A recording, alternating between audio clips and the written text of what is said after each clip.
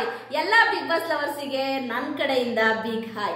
Big Boss Kannada season 11 ನ ವಾರದ ಕತೆ ಕಿಚ್ಚನ ಜೊತೆ ಸಂಡೇ ಎಪಿಸೋಡಿನ ಪ್ರೋಮೋ ರಿಲೀಸ್ ಆಗಿದೆ. ಈ ಪ್ರೋಮೋ ನೋಡಿದಾಗ ನನಗೆ ಒಂದು ಏನನ್ಸುತ್ತೆ ಗೊತ್ತಾ, ನಗು ಬರ್ತಾ ಇದೆ. ತ್ರಿವಿಕ್ರಮ್ ಅವರ ಆಟದ ಬಗ್ಗೆ ನನಗೆ ಏನೂ ಕೂಡ ಗೊತ್ತಾಗ್ತಾ ಇಲ್ಲ. ಏನ್ ಗೊತ್ತಾ, ನಿನ್ನೆ ನೋಡಿದ್ರೆ ಆಯ್ತಾ ಪ್ರಪೋಸ್ ಮಾಡಿದ್ರು, ಇವತ್ತು ನೋಡಿದ್ರೆ ಡಿಸ್ಪೋಸ್ ಮಾಡ್ತಾ ಇದ್ದಾರೆ.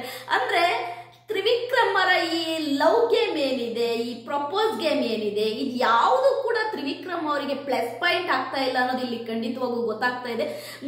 ಭವ್ಯ ಗೌಡನ್ನ ನನಗೆ ನೋಡಿದ್ರೆ ನಿಜವಾಗ್ಲೂ ಕೂಡ ತುಂಬಾ ಖುಷಿ ಆಗುತ್ತೆ. ಯಾಕಂದ್ರೆ ಶೀಸ್ ಕ್ಲಿಯರ್. ನನ್ನ ವಿಷನ್ ಏನು, ನಾನು ಟಿಕೆಟ್ ಫಿನಾಲೆ ಗೆಲ್ಲಿಲ್ಲ, ಇಟ್ಸ್ ಓಕೆ, ನೋ ಪ್ರಾಬ್ಲಮ್. ನಾನು ಫೈನಲಿಗೆ ಹೋಗಿ ತಲುಪಬೇಕು. ಅಂದ್ರೆ ನನಗೆ ತ್ರಿವಿಕ್ರಮ್ ಅವ್ರು ಅಡ್ಡ ಇದ್ದಾರೆ ಆಯ್ತಾ. ಕ್ಲಿಯರ್ ಅಂದ್ರೆ ಭವ್ಯ ಗೌಡ ತುಂಬಾ ಕ್ಲಿಯರ್ ಆಗಿದ್ದಾರೆ. ಬಟ್ ತ್ರಿವಿಕ್ರಮ್ ಅವರ ಆಟ ನಡೀತಿಲ್ಲ ಅಂತ ಅನಿಸ್ತಾ ಇದೆ. ತ್ರಿವಿಕ್ರಮ್ ಅವರೇ, ನಿಮ್ಮಮ್ಮ ಹೇಳಿದ್ದನ್ನ ನೀವು ಮನ್ಸಲ್ಲಿ ಇಟ್ಕೊಂಡಿದ್ರೆ, ನಿಮ್ಮಮ್ಮನ ಕಷ್ಟ ನಿಮಗೆ ಗೊತ್ತಿದ್ರೆ, ಖಂಡಿತವಾಗ್ಲೂ ಈಗಲೂ ಹೇಳ್ತಾ ಇದ್ದೀನಿ, ಗೇಮ್ ಮಾಡಿ ಪ್ರೂವ್ ಮಾಡಿ ನಿಮ್ಮನ್ನ ಏನು ಅಂತ. ಯಾಕೆಂದ್ರೆ ನಿಮ್ಮ ಮಾತಿನ ಮೇಲೆ ನೀವೇ ನಿಲ್ತಿಲ್ಲ. ನಿಮ್ಮನ್ನ ನಾವು ಯಾವುದು ನಿಜ ಅಂದ್ಕೊಳ್ಳಿ. ಇದೇ ತ್ರಿವಿಕ್ರಮು ರಜತ್ ಹತ್ರ ಹೇಳ್ತಾರೆ, ನನಗೆ ಭವ್ಯ ಗೌಡ ಗೊತ್ತು, ಏನ್ ಮಾಡ್ತಿದ್ದಾಳೆ ಅಂತ ಗೊತ್ತು, ನಾನು ಕಾಪಿ ಮಾಡ್ತಾ ಇದ್ದಾಳೆ, ನಾನು ಯೂಸ್ ಮಾಡ್ಕೊಂತ ಇದ್ದಾಳೆ, ಅದು ಇದು ನೀವೇ ಹೇಳಿದ್ರಿ.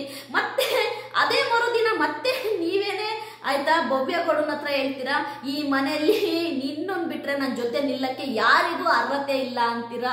ಈ ಒಂದು ತ್ರಿವಿಕ್ರಮ್ ಅವರ ಒಂದು ಸ್ಟೇಟ್ಮೆಂಟ್ಗಳು ಏನಿದಾವೆ, ಅವು ಅವರೇ ಹೇಳಿರೋ ಸ್ಟೇಟ್ಮೆಂಟ್ಗಳು. ಬಟ್ ಅವು ಒಂದಕ್ಕೊಂದು ಮ್ಯಾಚೇ ಆಗ್ತಾ ಇಲ್ಲ, ಒಂದಕ್ಕೊಂದು ಸಂಬಂಧನೇ ಇಲ್ಲ. ತ್ರಿವಿಕ್ರಮ್ ಅವರೇ, ನೀವು ಏನು ನಾನು ಗೇಮ್ ತೋರಿಸ್ತೀನಿ, ನಾನು ನಾಳೆ ತೋರಿಸ್ತೀನಿ, ನಾಡು ತೋರಿಸ್ತೀನಿ, ಅಚ್ಚನಾಡು ತೋರಿಸ್ತೀನಿ ಅಂತಿದ್ದೀರಾ. ಫಸ್ಟ್ ತೋರಿಸಿ ಮಾರ್ರೆ ಗೇಮ್ ಆಯ್ತಾ. ಒಂದೇ ಒಂದು ವೀಕ್ ಇರೋದು ನೀವು ಗೇಮ್ ತೋರ್ಸಕ್ಕೆ, ಗೇಮ್ ಕಡೆ ಆಯ್ತಾ ನಿಮ್ಮನ್ನ ನೀವು ತೊಡಗಿಸಿ ಅಂತೀನಿ. ನಾನು ಇಲ್ಲಿ ಭವ್ಯ ಗೌಡನ ಬಗ್ಗೆ ಯಾವುದೇ ತಪ್ಪೇಳಲ್ಲ ಆಯ್ತಾ. ಭವ್ಯ ಗೌಡ ಎಲ್ಲೂ ಕೂಡ ಪಾಪ ಅವಳು ತ್ರಿವಿಕ್ರಮ್ನ ಆಯ್ತಾ ಪ್ರಪೋಸ್ ಮಾಡ್ತೀನಿ ಅಂತ ಆಗ್ಲಿ, ಆಯ್ತಾ ತ್ರಿವಿಕ್ರಮ್ ಅವ್ರನ್ನ ಲವ್ ಮಾಡ್ತೀನಿ ಅಂತ ಆಗ್ಲಿ, ತ್ರಿವಿಕ್ರಮ್ ಅವ್ರನ್ನ ಮದ್ವೆ ಆಗ್ತೀನಿ ಅಂತ ಆಗ್ಲಿ, ಎಲ್ಲೂ ಕೂಡ ಆ ಹುಡುಗಿ ಹೇಳಿಲ್ಲ. ಒಂದು ಫ್ರೆಂಡ್ ತರ ತ್ರಿವಿಕ್ರಮ್ ಅವ್ರ ಜೊತೆಲಿದ್ದಾರೆ ಬಿಟ್ರೆ ಯಾವತ್ತೂ ಕೂಡ ಭವ್ಯ ಗೌಡ ತ್ರಿವಿಕ್ರಮ್ ಅವ್ರನ್ನ ನಾನು ಇಷ್ಟಪಡ್ತೀನಿ ಅಂತೇನೆ ಆಗ್ಲಿ, ಇಲ್ಲ ನಾನು ಆಯ್ತಾ ನೀನು ಅಂದ್ರೆ ನನಗಿಷ್ಟ ಅಂತ ಆಗ್ಲಿ ಯಾವತ್ತೂ ಕೂಡ ಹೇಳಿಲ್ಲ. ಇಲ್ಲಿ ಪ್ರತಿಯೊಂದೇ ಸರಿನೂ ಕೂಡ ತ್ರಿವಿಕ್ರಮ್ ಅವರು ಅವ್ರ ಮಾತಿನ ಮೇಲೆ ನಿಲ್ತಾ ಇಲ್ಲ. ಪ್ರತಿ ಸರಿ ಮಾತುಗಳನ್ನ ಚೇಂಜ್ ಮಾಡ್ತಾ ಇದ್ದಾರೆ.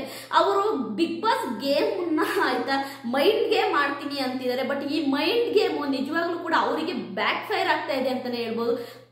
ನಾನು ಈಗಲೂ ಕೂಡ ಹೇಳ್ತೀನಿ ತ್ರಿವಿಕ್ರಮ್ ಅವರೇ, ನಿಮ್ಮನ್ನ ಪ್ರೀತಿ ಮಾಡುತ್ತಿದ್ದಂತಹ ಪ್ರೇಕ್ಷಕರೇ, ನಿಮ್ಮ ಫ್ಯಾನ್ಸೇ ಇವಾಗ ನಿಮ್ಮ ವಿರುದ್ಧವಾಗಿದ್ದಾರೆ ಅಂತ ಹೇಳ್ತೀನಿ. ಯಾಕೆಂದ್ರೆ ನಿಮ್ಮ ಒಂದು ಸ್ಟೇಟ್ಮೆಂಟ್ಸ್ ಏನಿದಾವೆ ಅವು ನಿಮಗೇನೆ ಬ್ಯಾಕ್ ಫೈರ್ ಆಗ್ತಾ ಇದಾವೆ. ಯಾಕೆಂದ್ರೆ ಮೊನ್ನೆ ಹೇಳಿದ್ರಿ ಆಯ್ತಾ ತ್ರಿವಿಕ್ರಮ್ ಅವರೇ, ನೀವು ಮೊನ್ನೆ ಆಯ್ತಾ ಒಂದು ಏನು ಟಿಕೆಟ್ ಫಿನಾಲೆ ಗೇಮು ಆಯ್ತಾ ವಿನ್ ಆಗ್ತಾರೆ ಹನುಮಂತು, ಅದಾದ ನಂತರ ನೀವು ಹೇಳಿದ್ರಿ ಆಯ್ತಾ ಈ ಮನೆಯಲ್ಲಿ ಆಯ್ತಾ ನನ್ನ ಜೊತೆ ನಿಲ್ಲಕ್ಕೆ, ನನ್ನ ಜೊತೆ ಕಾಂಪಿಟೇಟ್ ಮಾಡೋಕ್ಕೆ ಯಾರಿಗೂ ಯೋಗ್ಯತೆ ಇಲ್ಲ ನಿನ್ನನ್ನು ಬಿಟ್ರೆ ಅಂತ ಹೇಳಿದ್ರಿ. ಆದರೆ ಅಲ್ಲಿರುವಂತಹ ಯೋಗ್ಯತೆ ಇರುವಂತಹ ಕಂಟೆಸ್ಟೆಂಟ್ ಆಗಿರೋದ್ರಿಂದನೇ ತಾನೇ ಹನುಮಂತು ಟಿಕೆಟ್ ಫಿನಾಲೆ ವಿನ್ ಆಗಿದ್ದು. ಇವತ್ತು ಹನುಮಂತು ಗೇಮ್ ಆಡ್ತಿರೋದು ಎಲ್ಲರಿಗೂ ಕೂಡ ಇವತ್ತು ಕಾಣಿಸ್ತಾ ಇದೆ, ಹನುಮಂತು ಗೇಮ್ ಆಡ್ತಾ ಇದ್ದಾನೆ ಅಂತ.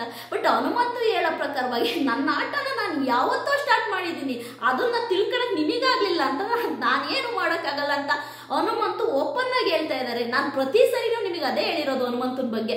ಹನುಮಂತು ತನ್ನ ಗೇಮನ್ನ ತಾನು ಕ್ಲಿಯರ್ ಆಗಿ ಆಡ್ತಾ ಇದ್ದಾನೆ. ಎಲ್ಲೂ ಕೂಡ ನಾನು ಯಾರಾದ್ರೆ ನೋಡ್ರಿ ಆಯ್ತಾ ಗೇಮನ್ನ ಆಡೋನು ಆಯ್ತಾ, ಗೇಮ್ನ ಗೆಲ್ಬೇಕು ಅಂತ ಆಡೋನು ಆಯ್ತಾ, ನಾನು ಆಯ್ತಾ ಗೇಮ್ ಆಡ್ತಿದ್ದೀನಿ ಅಂತ ಹೇಳ್ಕೊಂತಾನ ಇಲ್ಲ ಆಯ್ತಾ. ಅದು ಅವನಿಗಿರೋ ತಾಕತ್ತು ಆಯ್ತಾ. ಒಬ್ಬ ಸಾಧಾರಣ ಹುಡುಗ ಹನುಮಂತು ತಾನು ಆಡುವ ಗೇಮಿನ ತೀರನ್ನು ಎಲ್ಲಿಯೂ ಕೂಡ ಬಿಟ್ಕೊಟ್ಟಿಲ್ಲ.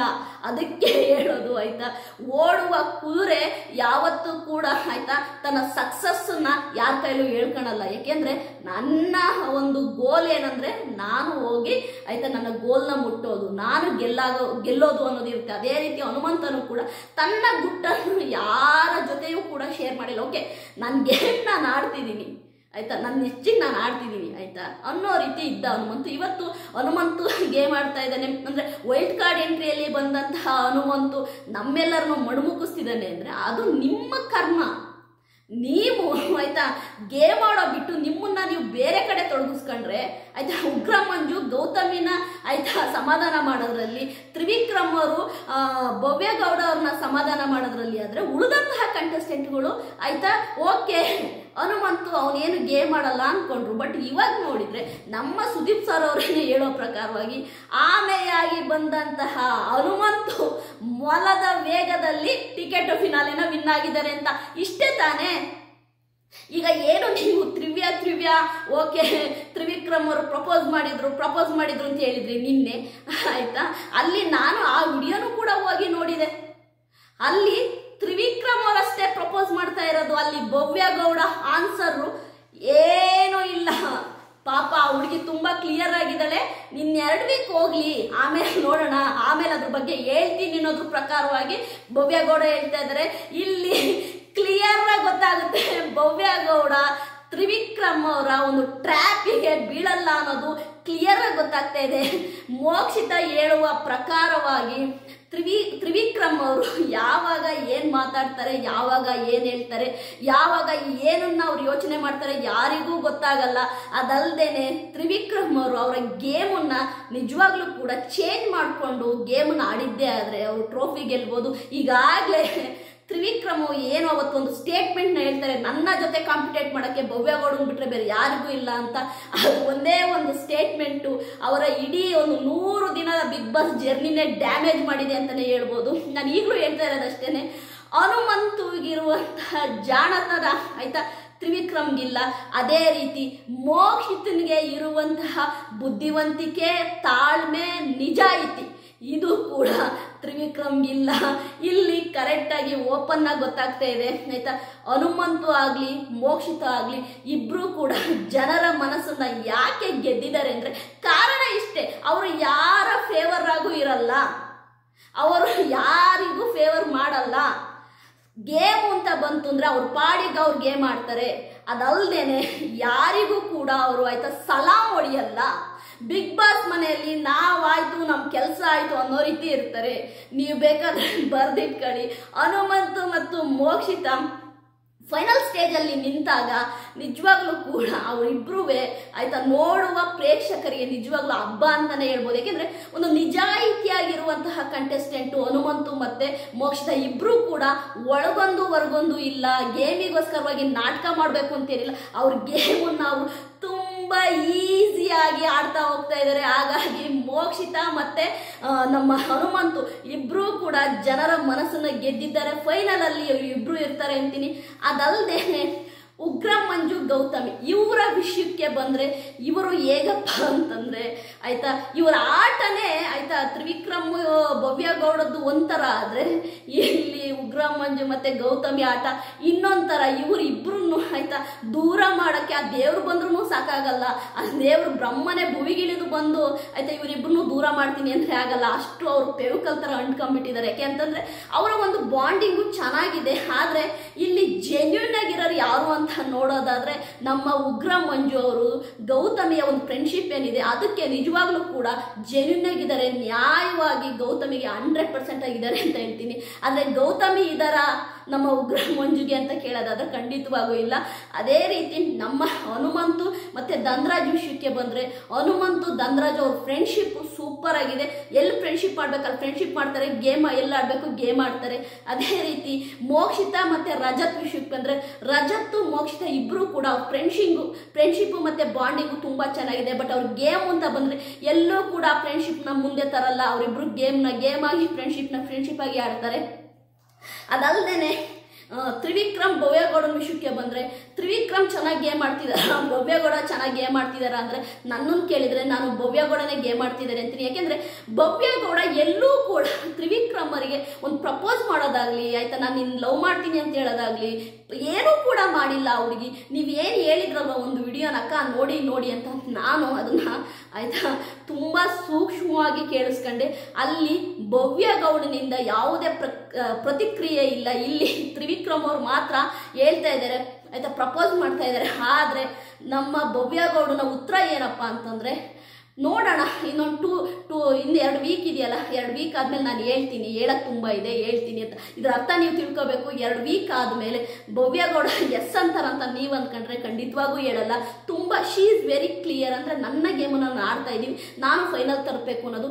ಯಾಕೆ ತ್ರಿವಿಕ್ರಮರ ಮಾತುಗಳು ಪದೇ ಪದೇ ಪದೇ ಪದೇ ಚೇಂಜ್ ಆಗ್ತಿದೆ ಅಂದರೆ ಅವರಿಗೆ ಆಟದ ಮೇಲಿನ ಆಯ್ತಾ ಗಮನನೇ ಹೋಗಿದೆ. ಅವರು ಆಟ ಬಿಟ್ಟು ಇನ್ಯಾದ್ರಿಂದ ನಾನು ವಿನ್ ಆಗ್ತೀನಿ ಅಂತ ಹೋಗ್ತಿದ್ದಾರೆ. ಅದು ಖಂಡಿತವಾಗೂ ಸಾಧ್ಯ ಇಲ್ಲ. ಯಾಕೆಂದರೆ ಯಾವೆಲ್ಲ ಅಷ್ಟೇ ಟ್ರ್ಯಾಕ್ ಚೇಂಜ್ ಮಾಡಿ, ಇಲ್ಲ ದೋಣಿ ಚೇಂಜ್ ಮಾಡಿ ಆಯ್ತಾ ಗೇಮನ್ನು ವಿನ್ ಆಗ್ತೀನಿ, ಇಲ್ಲ ದಡ ಸೇರ್ತೀನಿ ಅಂದರೆ ಖಂಡಿತವಾಗೂ ಆಗಲ್ಲ. ಯಾಕೆಂದರೆ ಯಾವಾಗಲೂ ಅಷ್ಟೇ ದೋಣಿಯನ್ನು ಚೇಂಜ್ ಮಾಡ್ತಾ ನಾನು ಸಮುದ್ರನ ದಾಟಿ ಆಯ್ತಾ ದಡ ಸೇರ್ತೀನಿ ಅಂದ್ಕೊಂಡವರು ಮಧ್ಯದಲ್ಲೇ ಮುಳುಗೋಗಿದ್ದಾರೆ. ಹಾಗಾಗಿ ಏನು ಬಿಗ್ ಬಾಸ್ ಮನೆಗೆ ಕಾಲಿಟ್ಟು ದಿನದಿಂದ ಇಲ್ಲಿವರೆಗೂ ಆನೆಸ್ಟಾಗಿ ಯಾರ್ಯಾರು ಗೇಮ್ ಆಡ್ತಾ ಇದ್ದಾರೆ ಅವರಿಗೆ ವಿನ್ನಾಗ ಅರ್ಹತೆನೇ ಇದೆ. ತ್ರಿವಿಕ್ರಮು ಕೂಡ ವಿನ್ನಾಗ ಅರ್ಹತೆ ಇದೆ.